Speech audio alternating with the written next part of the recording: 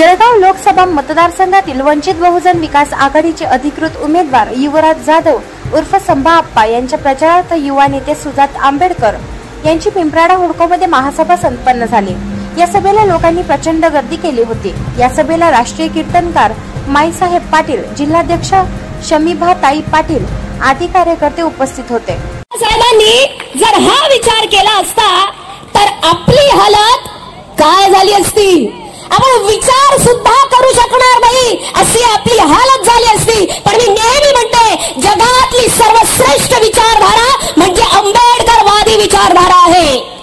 सुजात आंबेडकर बोलताना म्हणाले, गेल्या 10 वर्षापासून जळगावचा विकास थांबलाय। त्या विकासाची दारं उघडी करून मग ते केळी उत्पादन असो, रोजगार असो, पाण्याचा प्रश्न असो, हे सर्व विकास कामे वंचित आघाडी करणार यासह बीजेपीवर टीकास्त्र सोडले होते। कारण आपण परिस्थिती समजून घ्या। आज महाराष्ट्रामध्ये कोणीही जर भाजपला हरवू शकणार असेल तर ते फक्त वंचित बहुजन आघाडी आहे।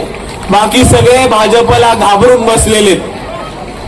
एक फाईल उघडली, एक केस टाकली की काल रात्रीचा काँग्रेस मधला माणूस उद्या सकाळी भाजपमध्ये एंट्री। तिकीट नाही मिळालं, भाजपमध्ये एंट्री।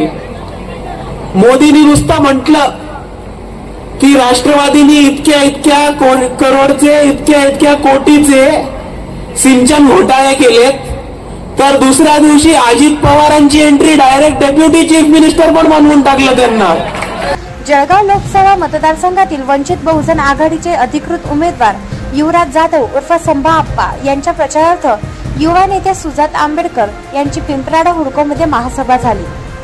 तर जळगाव जिल्ह्यातल्या MIDCच्या जमिनी सगळ्या जैनांच्या घशात घातल्या आणि जैनांच्या घशात घातल्यानंतर कंत्राटी कामगार म्हणून आमची पोरं 400 रुपये रोजाने कामाला लावली।